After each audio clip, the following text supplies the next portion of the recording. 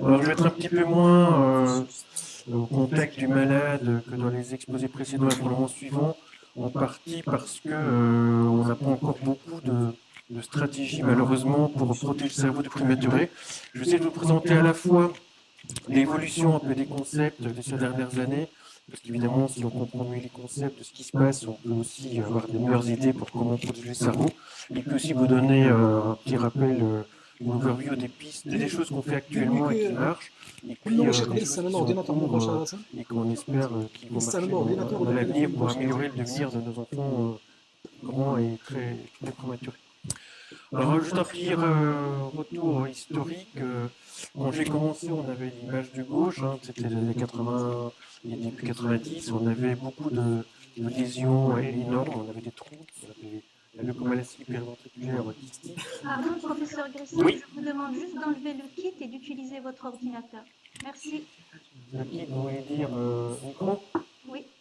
Je vais essayer, mais je suis pas sûr. Hein. On va essayer. C'est mieux comme ça? Vous m'entendez? C'est excellent, oui, c'est très bien, c'est beaucoup mieux. Merci. Communication. Vous entendez très bien, on vous entend très bien aussi.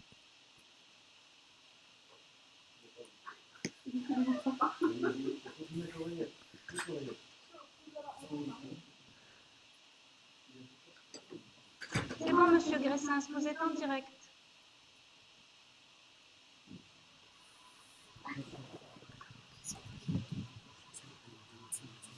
Est-ce que vous m'entendez? Oui, on vous entend, c'est parfait. Ok, alors je reviens à la présentation. Voilà. Ok, donc ce que je disais, c'est qu'on a eu une évolution au cours du temps qui correspond en fait à une amélioration importante des soins de santé, que ce soit en périnatal, en perinatal et en postnatal immédiat. On est passé de ces lésions, on voit ici à gauche, si je m'en prends, à gauche, il y a des lésions très kystiques, très destructrices, qu'on appelle la leucomalacie périventriculaire, avec qui était survenait surtout chez les enfants de moins de 32 semaines, ça avait des taux de survie très faibles, nettement en dessous, et ça donnait principalement, on avait surtout des lésions, enfin des conséquences motrices, l'IMC ou la paralysie cérébrale. Alors les troubles cognitifs étaient certainement présents, mais comme l'IMC était tellement important, généralement ça passait au second plan. Et puis au cours du temps, grâce, comme je viens de le dire, à l'évolution des pratiques, et puis d'autres choses dont on va reparler, on a pratiquement de moins en moins de lésions aussi destructives. La plupart des centres, maintenant, moins de 5%, et certains n'en ont plus du tout de ces leucomalacies cavitaires massives. On a plus de lésions diffuses. Si vous étiez un neuropathologuiste, vous diriez que la substance blanche n'est pas aussi blanche qu'elle devrait l'être. Donc c'est des choses diffuses, mais il y a beaucoup moins ou quasi plus de lésions dites destructives. Et en fait, aussi, on a descendu dans les âges, donc là aussi grâce à la qualité des néonatologistes qui sont parvenus à, sans trop de lésions cérébrales, plutôt avec moins de lésions cérébrales, à descendre fortement l'âge de survie. Et en fait, maintenant, c'est un chiffre qui est vraiment encore surestimé. On a moins de 10-5% d'IMC, en tout cas d'IMC importante chez les grands prématurés. Par contre, on a moins de problèmes moteurs, on a vu apparaître petit à petit des troubles cognitifs et ou comportementaux. On estime maintenant, pour les moins de 32 semaines, on a à peu près entre un quart et la moitié de ces enfants-là qui veulent présenter à long terme des troubles cognitifs ou comportementaux plus ou moins sévères. Donc on a pu changer à la fois de panorama en termes de lésions cérébrales, mais en termes aussi de clinique, même si évidemment les deux cohabitent, c'est pas aussi noir et blanc tel que je le présente là. Alors les troubles cognitifs, on voit ici au-dessus à droite une mesure du QI. Bon, évidemment, c'est très réducteur, mais c'est une façon assez simple, et reproductive et comparative de mesurer les fonctions cognitives. On a ici deux études, en noir et une étude en Bavière, en Allemagne, et en bleu l'étude anglaise Épicure, qui vraiment de manière exhaustive étudie les tout petits, les extrêmes prématurés. Et on voit qu'ici le QI en moyenne est à 100, comme prévu. Et dès qu'on est en dessous de 32 semaines, plus on est prématurément, plus on a de risque d'avoir un QI, donc des fonctions cognitives altérées. Vous voyez évidemment que les écarts sont très larges, hein. On peut être né extrêmement prématuré et quand même avoir un QI tout à fait normal. Mais le facteur de risque est tout à fait important. Et puis ce qui est apparu encore plus récemment, notamment grâce à des études au départ nordiques, des études en population absolument incroyables, ils peuvent quasiment tester 98% de la population. Ils se sont rendus compte qu'en fait, le fait d'être né prématuré exposait les enfants à développer des troubles comportementaux, psychiatriques au sens large, et en particulier, ce qui est qui pose le plus de problèmes, c'est des signes cliniques qui participent au sens large à la sphère autistique. Alors, il y a un débat parmi les psychiatres, c'est vraiment de l'autisme, est-ce que c'est quelque chose qui ressemble, mais en tout cas, ce sont des enfants qui ont des problèmes de communication, d'interaction sociale, et si en plus c'est un problème cognitif, ils rentrent quelque part dans des problèmes comportementaux et cognitifs qui les mettent à risque d'avoir des problèmes scolaires et plus tard d'insertion sociale.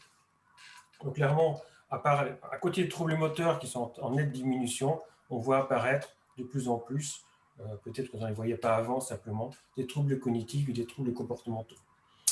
Alors là aussi, on est passé en termes de compréhension des causes de ces anomalies cérébrales d'un concept qui est assez simple, mais probablement faux, purement hypoxo-ischémique, c'est la faute de l'accoucheur, c'est la faute de l'accouchement qui dure trop longtemps. Le petit prématuré, il n'a pas assez d'oxygène et c'est pour ça qu'il abîme son cerveau. Évidemment, il y a encore des cas où on a un vrai problème d'oxygène, par exemple une circulaire de cordon très serrée ou un décollement massif du placenta. Là, clairement, il y a un manque d'oxygène pour le fœtus ou le nouveau-né. Dans la plupart des cas, on sait maintenant que le prématuré est capable de survivre avec des taux d'oxygène relativement bas par rapport à un enfant nouveau-né à terme, par exemple, ou un adulte. Et donc, on pense maintenant que les problèmes d'oxygène, bien sûr, s'ils sont sévères, sont un vrai problème, mais dans la plupart des cas, ce n'est pas ça qui cause les problèmes neurologiques. Mais en fait, l'hypothèse principale maintenant, ce n'est pas la seule probablement, et c'est toujours multifactoriel, c'est l'inflammation qui est probablement un facteur important. L'inflammation qui au départ est systémique au niveau circulant et ensuite va passer au niveau cérébral. En fait, le prématuré a beaucoup de raisons d'avoir de l'inflammation. D'abord, in utero, il peut avoir une chorémionotite qui est souvent le point de départ de l'accouchement prématuré et ça va déboucher sur une inflammation systémique prénatale et puis aussi en postnatal. C'est un manque d'oxygène, on sait que ça peut déclencher de l'inflammation. La ventilation mécanique agressive va donner de l'inflammation pulmonaire qui va ensuite se répercuter au niveau systémique. Évidemment, le nouveau-né, malheureusement, désolé pour l'anglais, non, c'est pas l'anglais, il peut faire des sepsis, qui là aussi sont un facteur d'inflammation. Et puis à distance, l'entérocolite nécrosante, là aussi, c'est un facteur majeur à distance, mais un facteur majeur d'inflammation. Dans différentes études, on peut montrer que ces différents facteurs inflammatoires, chaque nouveau-né n'ayant pas tout, mais peut combiner un ou deux ou trois de ces facteurs, va entraîner des taux circulants de cytokines pro-inflammatoires élevés. Et on pense que ça va activer la cellule limiteur du cerveau, qu'on appelle la microglie, qui est le macrophage du cerveau, et cela va perturber le développement cérébral. Alors, ce qu'on sait maintenant, c'est qu'on combine des études post-mortem, il n'y en a pas beaucoup, mais il y en a quelques-unes intéressantes, avec des études d'imagerie qui sont beaucoup plus nombreuses. On a pu mettre en évidence, je dirais quelque part, les éléments clés de ce qui se passe dans le cerveau d'un prématuré et qui va aboutir, dans un quart à la moitié d'entre eux, à des conséquences fonctionnelles ultérieures. Alors, on sait maintenant qu'un élément clé, c'est que la microglie, donc cette cellule immunitaire, le macrophage du cerveau, va s'activer massivement. Et on pense que c'est un élément majeur qui va entraîner des conséquences pour les autres cellules cérébrales et perturber le développement cérébral. Et une des conséquences importantes, c'est que les oligodendrocytes, qui sont les cellules qui produisent de la myéline et qui évidemment est un facteur extrêmement important pour que le cerveau fonctionne correctement, ces cellules, comme toutes cellules de l'individu, doivent passer par différents stades de développement au cours de la maturation. Et on pense que ces cellules, chez le prématuré, certaines d'entre elles en tout cas restent bloquées. Elles ne sont pas mortes, elles ne meurent pas, mais elles restent bloquées leur maturation, ce qui va entraîner un retard de myélinisation. Et enfin, on sait maintenant, grâce à des études d'imagerie, on regarde comment les zones du cerveau se connectent entre elles, que les prématurés, par rapport aux enfants nés à terme, toutes les zones en rouge, en fait, sont des zones qui sont hypoconnectées, moins connectées qu'elles devraient l'être. Donc, quelque part, il y a une déconnexion massive, même s'il n'y a pas de destruction du cerveau.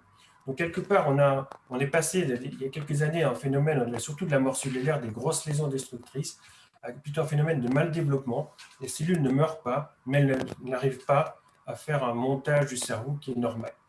C'est vraiment un problème de mal-développement. Et je vous parle de ça parce qu'en fait, c'est très important en termes de neuroprotection. Il faut cibler le bon phénomène qui est perturbé. Ce n'est plus la mort cellulaire qu'il faut empêcher, c'est plutôt aider le cerveau à se développer normalement, malgré les circonstances de prématuré, tout ce qui l'entoure. Alors, qu'est-ce qu'on a aujourd'hui en termes de thérapie?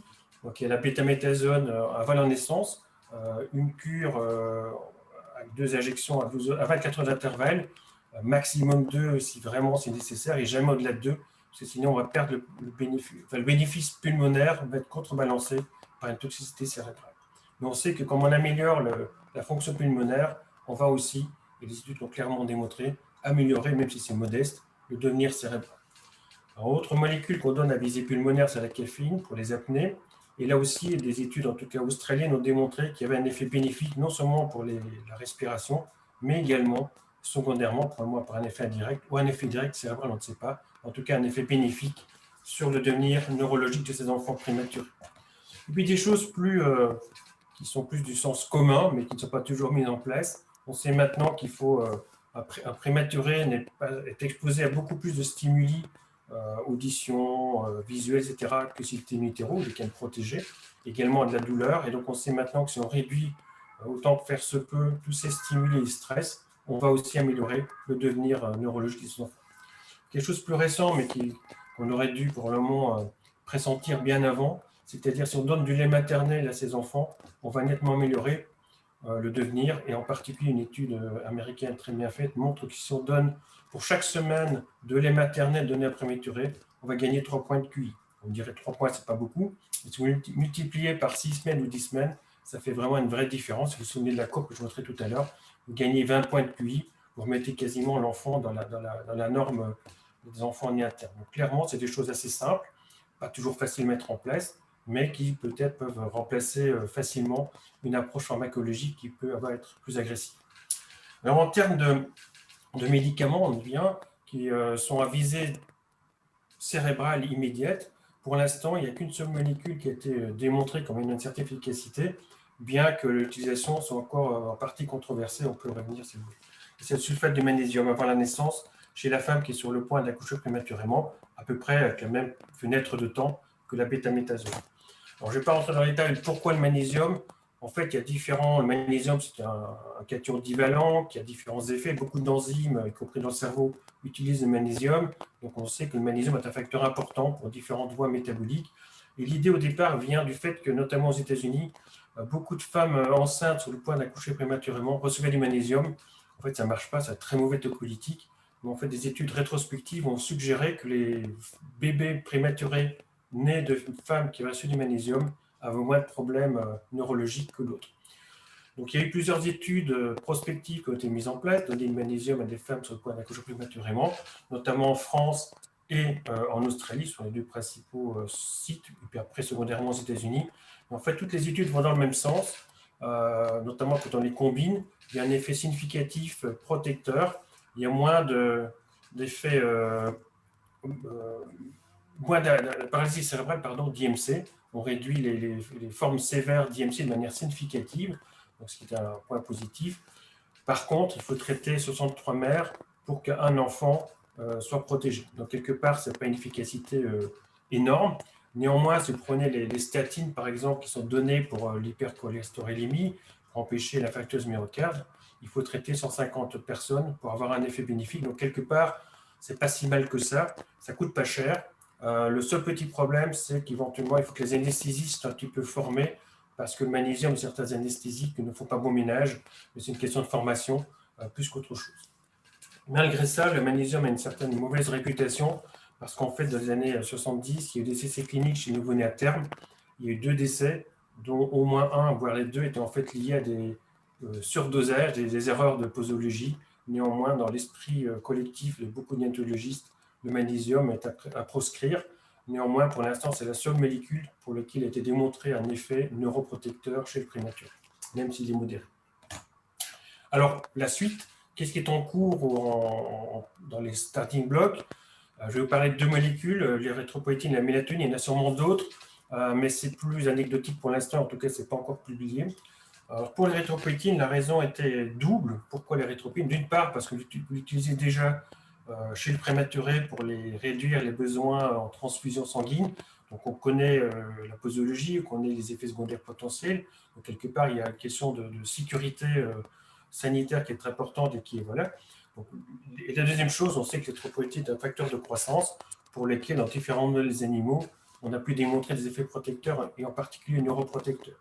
Néanmoins, et c'est peut-être un point faible, il y a très très peu d'études chez l'animal sur des modèles vraiment qui ressemblent aux prématurés. Quelque part, on a pris des données animales sur des modèles qui n'ont rien à voir avec le prématuré et le fait qu'il est utilisé de manière sécure chez le prématuré pour des essais cliniques.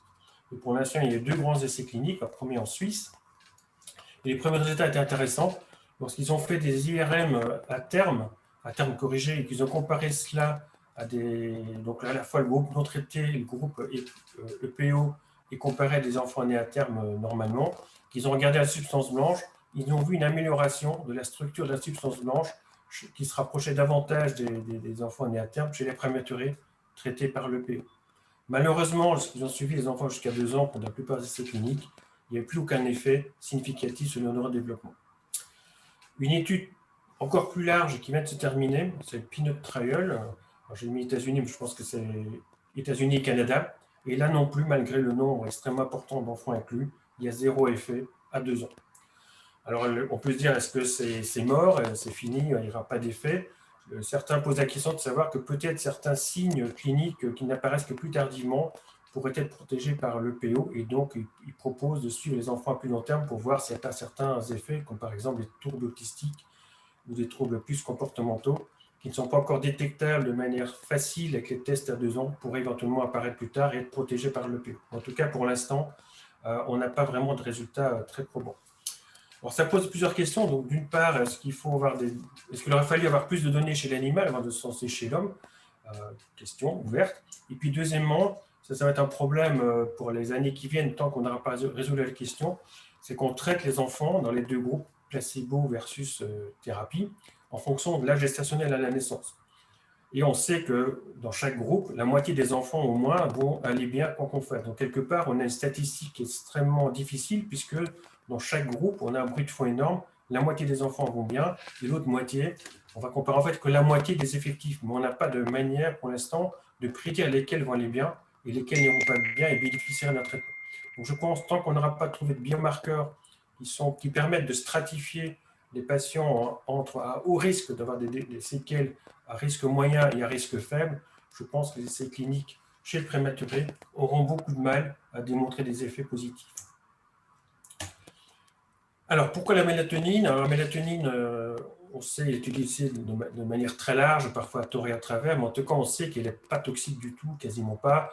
Il y a aussi des essais, y compris chez le prématuré, pour les problèmes pulmonaires, et même à très forte dose, il n'y a aucun effet négatif.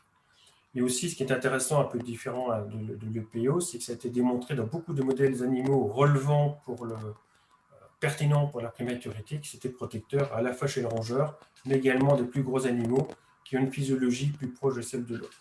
Donc, quelque part, on avait des données de sécurité un peu comme l'EPO, mais aussi des données précliniques beaucoup plus importantes que l'EPO.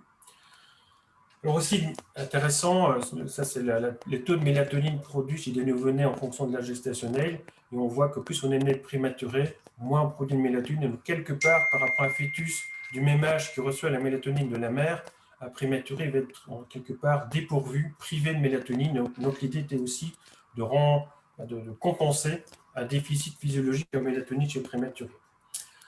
Alors, la première difficulté, c'était de voir quelle dose administrer. Donc, il y a eu des essais en Angleterre de pharmacocinétique. Et vous voyez que si on donne des doses élevées à la courbe en rouge, très vite, comme les métabolismes rénal et hépatique est faible chez le prématuré, on a des taux qui montent au plafond de mélatonine. Ils sont finalement parvenus à trouver une dose qui permette d'avoir une aire sous la courbe. C'est la courbe bleue qui correspond à un pic de mélatonine chez un adulte, mais vous voyez que ce n'est pas un pic, ce n'est pas pulsatile, c'est vraiment une aire sur la courbe, c'est une concentration stable, donc on ne reproduit pas complètement la physiologie in utero. Néanmoins, on a des concentrations de mélatonine qui paraissent raisonnables, en tout cas une aire sous la courbe qui mime ce qu'on voit chez un humain, même si ce n'est pas la même cinétique. Alors, pour l'instant, on a un vrai problème. Donc, il y a plusieurs endroits en France, en Italie, au Royaume-Uni, où les équipes se sont mobilisées pour faire des essais cliniques sur base des données précliniques. La difficulté qu'on a, c'est que la mélatonine est extrêmement peu soluble. Chez l'animal, on peut la diluer dans l'éthanol, ce n'est pas très grave. Hein. Par contre, les doses d'éthanol qu'il faudrait administrer à prématuré sont un vrai problème. Et donc, il y a une énorme recherche qui se fait actuellement pour essayer de trouver une formulation qui soit compatible avec un prématuré. L'autre problème aussi, c'est le volume, parce qu'il faut injecter de doses importantes de mélatonine. Donc, comme l'excipient, la formulation n'est pas excellente, il faut des grands volumes. Donc, on a un vrai problème de formulation. Et c'est en train de se poser pour d'autres molécules qui sont dans le pipeline d'éventuels neuroprotecteurs. C'est-à-dire qu'on n'a pas réfléchi jusqu'à présent que le prématuré a un tout petit volume circulant avec une pharmacologie particulière à cause de son métabolisme immature. On va avoir des vrais problèmes de formulation pour beaucoup de molécules. Et je pense qu'il faut que les chercheurs et l'industrie se penchent vraiment sur cette question qui est très spécifique au prématuré. Sinon, on va se retrouver avec beaucoup d'échecs à cause simplement d'une formulation qui n'arrive pas à donner une solution pour administrer la molécule au prématuré. C'est une vraie question pour laquelle il n'y a pas encore beaucoup de réponses pour l'instant. Alors, tout ce que je vous ai raconté jusqu'à présent, c'était de dire on va traiter l'enfant le plus vite possible, même avant la naissance pour le magnésium, ou juste après avec la mélatonine par exemple, ou avec l'érythropoïétine, on essaie d'aller plus vite après avec l'hypothermie, en se disant plus on arrive tôt, plus on a de chance d'empêcher la cascade d'événements qui va aboutir à un mauvais développement cérébral. Et puis, il y a nous et d'autres, il y a quelques années, on s'est dit, on a appris dans l'étude de médecine que beaucoup de maladies neurologiques, comme la prématurité, comme les lésions du nouveau-né à terme, l'IMC au sens large, sont des maladies fixées. Vous avez une lésion cérébrale, le cerveau s'adapte, et puis après, on vit avec ces lésions cérébrales, mais la maladie n'évolue pas. Néanmoins, sur base de données chez l'homme, je vous montrerai un exemple, chez l'adulte, par contre, je vous montrerai un exemple juste après, on a fait l'hypothèse que peut-être, en tout cas chez certains prématurés, certains processus pourraient durer beaucoup plus longtemps qu'on ne le pense. On appelle ça la phase tertiaire. On dit que voilà, c'est bien après la phase super aiguë et juste après la phase secondaire. Donc, il y a une petite phase tertiaire qui pourrait durer des mois, voire des années. En quelque part, c'est terrible parce qu'on se dit voilà, c'est le processus pathologique continue, l'enfant va continuer à se dégrader. Mais inversement, on a aussi une fenêtre d'intervention, d'opportunité qui est beaucoup plus grande dans le temps, puisque on peut agir peut-être beaucoup plus tard. Voici un exemple. Vous avez ici 10 cerveaux de patients adultes qui ont eu un seul traumatisme crânien relativement sévère. Et ici à droite, vous avez un contrôle. Et c'est un PET scan avec une molécule qui est censée marquer les microglies, donc ces macrophages du cerveau, lorsqu'ils sont activés. Donc normalement, c'est bleu, hein, il n'y a pas d'activation, pas de fixation, puisqu'on n'a pas de raison d'avoir une microglie activée dans le cerveau normal, c'est ce qu'on voit chez le contrôle. Et on voit que tous les 10 cerveaux de patients qui ont un seul traumatisme crânien, on voit qu'ils ont tous du rouge ou du jaune, qui montre qu'il y a une activation de leurs cellules immunitaires dans le cerveau. Ça, c'est 11 mois après le traumatisme, et ça, c'est 17 ans après le traumatisme. Donc, quelque part, dans certaines maladies neurologiques qu'on appelait fixées, c'est pas si fixé que ça. Et en fait, maintenant, on sait qu'on fait des IRM répétés chez ces patients traumatisés crâniens, on voit chez une proportion non négligeable de ces patients une atrophie progressive du corps calleux, par exemple, qui montre que la maladie évolue. Et donc, on pense qu'il y a une inflammation qui perdure et qui peut être aussi chez les prématurés, en tout cas certains prématurés, ça pourrait être le cas. Alors, pour l'instant, on n'a pas de données chez l'homme, pas encore. On est en train de monter un essai pour faire la même chose chez les anciens prématurés. Mais comme c'est radioactif, il faut attendre que les prématurés soient adultes. Donc, ce n'est pas si simple que ça. Alors, l'idée, c'est de dire, voilà, si on a une inflammation qui perdure dans le temps, est-ce qu'on peut essayer de la manipuler? Il y a différentes façons, mais une façon qu'on a testée, nous et d'autres, c'est de prendre des cellules souches, notamment des cellules souches mésenchymateuses, donc certaines dérivent du sang de cordon, de la moelle osseuse, etc. Il y a différentes sources. Mais on sait que ces cellules souches produisent beaucoup de facteurs et qu'elles sont capables de moduler les réactions inflammatoires. Donc, c'est un bon candidat. Juste un exemple, on a un modèle ici qui ressemble aux lésions qu'on voit chez le prématuré, notamment il y a une réduction de la myéline. On voit ici le contrôle, le corps calleux, plus c'est marron, plus c'est myélinisé. Une souris qui était enflammée à la naissance, on voit qu'il y a moins de myéline, c'est moins marron. Et si on donne, donc ça c'est la période d'inflammation, on attend plusieurs jours, ce qui correspond chez nous à plusieurs semaines, voire plusieurs mois, on administre par voie intranasale ces cellules souches, et on voit, donc ici c'est la réduction de la myélinisation chez les souris traitées, puis si on ajoute des cellules souches en bleu, on voit qu'on peut restaurer complètement la myélisation, alors qu'on est intervenu des semaines, enfin des jours chez la souris, il correspondrait à des semaines chez l'homme, après l'épisode périnatal. Donc quelque part, en tout cas, ces données suggèrent que peut-être on a quelque chose qui dure dans le temps, après un phénomène périnatal chez le prématuré, et sur lequel on pourrait éventuellement intervenir. Bon, ça reste pour l'instant des projets précliniques, mais il y a notamment un consortium européen qui essaie justement, qui a pour objectif justement de voir la faisabilité et la pertinence de ce type d'approche. Alors, pour résumer, pour les perspectives, je pense qu'il faut, avant d'aller passer chez l'enfant, qu'on ait le maximum de données chez l'animal, parce que ça donne quand même plus d'informations sur la pertinence de la molécule qu'on va utiliser. Pour aller vite, il va falloir repositionner les molécules déjà existantes, mais il faut aussi que c'est une logique avec des cibles qui correspondent à ce qui se passe chez nos prématurés d'aujourd'hui. C'est l'inflammation, c'est rarement l'hypoxie, c'est du mal développement, ce n'est pas la mort cellulaire.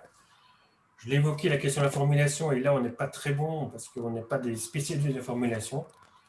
Il faut certainement espérer avoir rapidement des biomarqueurs pour pouvoir séparer les enfants qui ne demandent rien et qui iront bien et de ceux qui ont besoin justement qu'on les aide. Et puis peut-être une intervention retardée dans certains cas pourrait être utile, la phase tertiaire, et là peut-être les cellules souches pourraient être utiles. Voilà un peu où on en est aujourd'hui, donc on est un peu au milieu du gué. Il y a des choses qui sont intéressantes, on a beaucoup progressé, notamment grâce aux cliniciens, mais il y a encore une marge de manœuvre. Et je pense que la combinaison des chercheurs et des cliniciens, avec les bonnes questions bien posées, devrait permettre dans les prochaines décennies de vraiment faire encore beaucoup de progrès pour le devenir de nos grands prématurés. Merci beaucoup.